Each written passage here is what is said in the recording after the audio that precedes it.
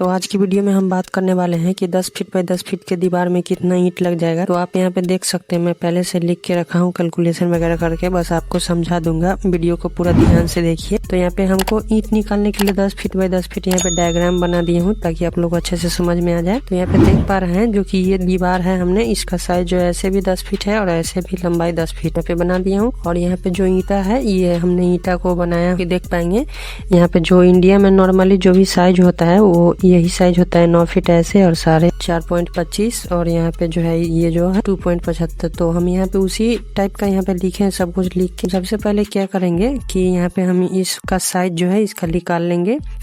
तो हम इसमें और दीवार जोड़ने में इस गैप के बीच में मसाला भी लगता है जिसको मोटार बोला जाता है, वो भी हम कैलकुलेशन वगैरह करके फाइनल मेरा कितना आएगा वो देखेंगे। तो सबसे पहले हम यहाँ पे मोटार का जो थिकनेस होता है वो 10 mm होता है।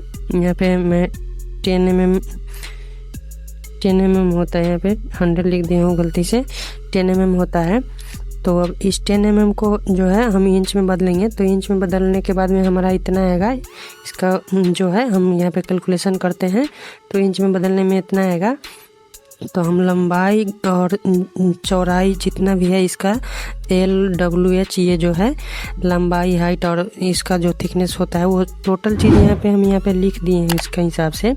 और उसमें इसको ऐड कर देना है मसाला को, क्योंकि लंबाई और उसका वेट हाइट जो भी है तो इसमें हम यहाँ पे ऐड कर देंगे सब। तो ऐड करने के बाद में हमारा यहाँ पे जो भी है कैलकुलेशन आ जाएगा। तो अब हम निकालेंगे 9 इंच के दीवार करते हैं, 9 इंच के लिए दीवार करते हैं। तो 2 स्लैब में ईंटा चलेगा, फर्स्ट और सेकेंड, उसके बीच में मसाला रहेगा, उसके नीचे मसाला रहेगा। तो टोटल चीज़ यहाँ पे हम कैलकुलेशन कर लिए हैं। तो सबसे पहले हम यहाँ पे निकालेंगे वॉल्यूम ऑफ ब्रिक, मतलब ब्रिक का वॉल्यूम निकालना है। तो हमें इसका फार्मूला जो है L × W × H जो है यहाँ पे हम लगा दिए हैं। और इसको यहाँ पे टोटल चीज़ हम लिखते हैं इंटू करके, और ये जो हमारा है वो हमारा क्यूबिक फीट इंच में आ रहा है। तो ये टोटल चीज़ यहाँ पे हम निकाल के यहाँ पे लिख दिए हैं।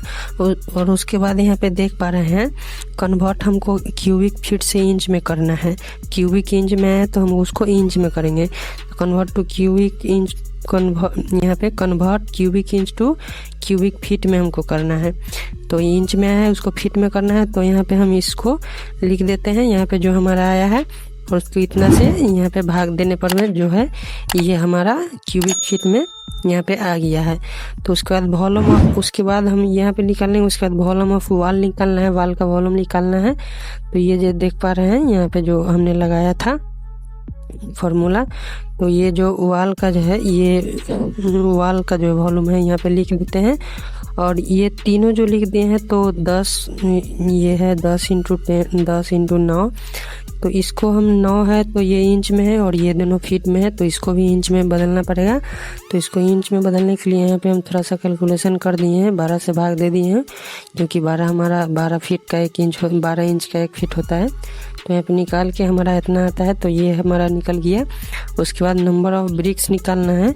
तो ऊपर वॉल्यूम ऑफ वॉल और नीचे वॉल्यूम ऑफ ब्रिक निकाल के यहाँ पे जो हम कैलकुलेशन किए हैं वो 1210 ब्रिक्स, मतलब जो है हमारा 10 फीट बाय 10 फीट का वॉल अगर करते हैं 9 इंच का, मतलब डबल स्लैब में ईंटा जोड़ते हैं, तो हमारा ये जो है लगेगा 1210। इसमें थोड़ा बहुत ऊपर नीचे होगा, ज़्यादा नहीं, मतलब इसी के रेंज में थोड़ा बहुत ऊपर नीचे होगा।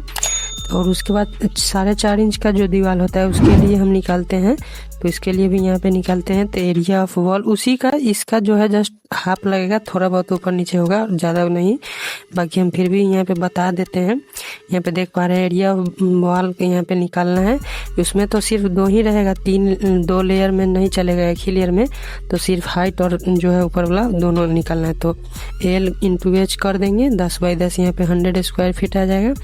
तो और एरिया ऑफ ब्रिक जो है L × H, इतना हमारा जो है यहाँ से जो हम निकाले थे इसको लिख के मल्टीप्लाई करके इतना स्क्वायर इंच में आ जाएगा।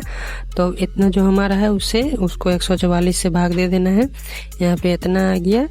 और उसके बाद नंबर ऑफ ब्रिक्स निकालना है। तो हमें यहाँ पे 100 बटा इतना कर देना है। तो ये हमारा 570 ब्रिक्स जो है यहाँ पे आ गया है कैलकुलेशन। ये फार्मूला वगैरह यहाँ पे यूज किए हैं।